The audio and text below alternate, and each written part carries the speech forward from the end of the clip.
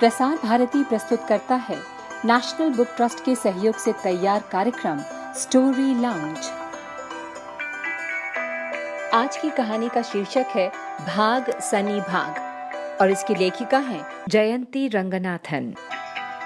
नमस्कार, आज मैं आपको एक कहानी पढ़कर सुनाने वाली हूँ। ये कहानी जिसका शीर्षक है भाग सनी भाग और इसे लिखा है जयंती रंगनाथन जी ने और इसके चित्र बनाए हैं बरखा लोहिया जी ने और प्रकाशक हैं नेशनल बुक ट्रस्ट। तो आइए मैं पढ़ती हूँ और आप कहानी सुनिए। एशली चूहा बूढ़ा और बीमार हो चला था। एक दिन उसने अपने पोते सनी को बुलाया और उसे पास बैठाकर कहा, सनी, तुम्हें आज मैं बहुत जरूरी बात बताने वाला हूँ। मैं तुमसे झूठ कहा था कि इस बिल के अलावा दुनिया में दूसरी कोई जगह नहीं है। दुनिया बहुत बड़ी है, पर मैं डरता था कि बिल से बाहर निकलते ही तुम मुझे छोड़कर चले जाओगे।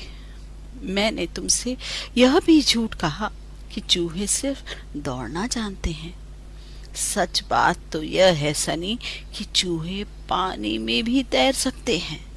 यह सब मैं तुम्हें इसलिए बता रहा हूँ क्योंकि मैं अब ज्यादा दिन तक जिंदा नहीं रहूंगा और मेरे बाद तुम्हें अकेले ही सबका सामना करना होगा।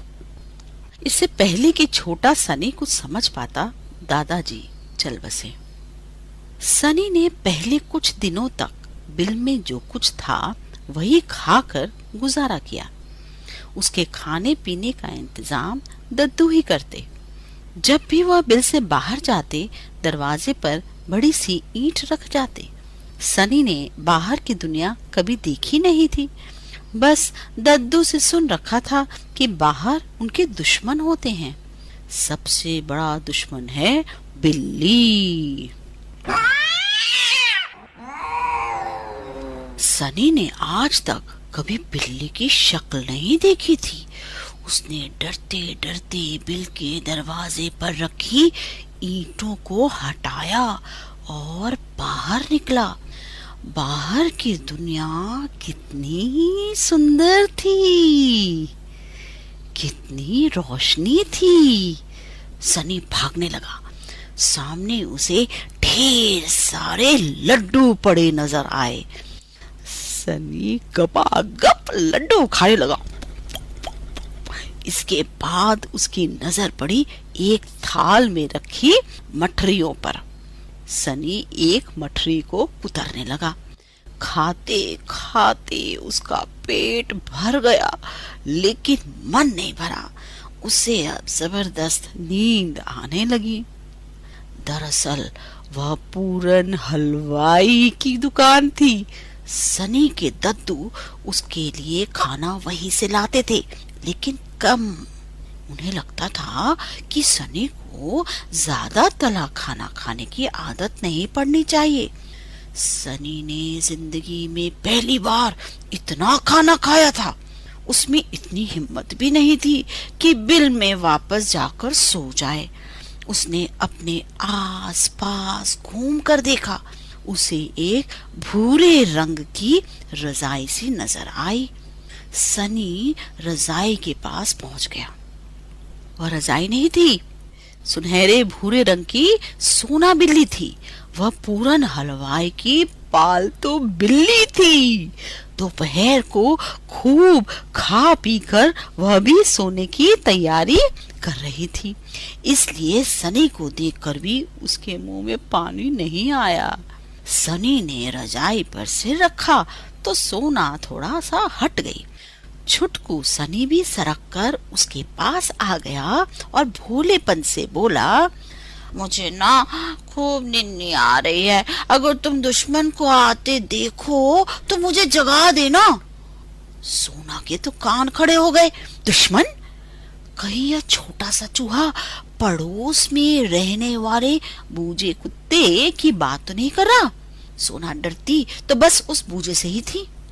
उसकी आंखों में नींद गायब हो गई और सनी मजे से सोने लगा। पूरन हलवाई कढ़ाई में समोसे तलने बैठा तो वह यह देखकर चौंक गया कि सोना बिल्ली की गोदी में सिर रखकर एक चूहा सो रहा है। उसने जोर से आवाज लगाई, अरे हट! सनी की आंख खुल गई। वह चिल्लाने लगा, भागो रे, दुश्मन आया! जैसे ही वो कूदा, सोना उछलकर खड़ी हो गई और उसके पैर से ठोकर लगकर बड़ी वाली कढ़ाई लुढ़कने लगी। सनी ने लुढ़कती हुई काली कढ़ाई को देखकर समझा कि वो यही बिल्ली है, उसकी दुश्मन। लपक कर सनी पूरन की पगड़ी में घुस गया। पूरन पगड़ी झटकने लगा। सनी अब उसकी कमीज में घुस गया। पूरन खड़ा हो गया और जोर जोर से हिलने लगा। सनी की समझ नहीं आया कि वह बचकर कहां जाए। काली कढ़ाई तो झूमती हुई उसी के पास आ रही थी। आनन फानन वह एक छलांग मारकर पानी की टंकी में कूद गया।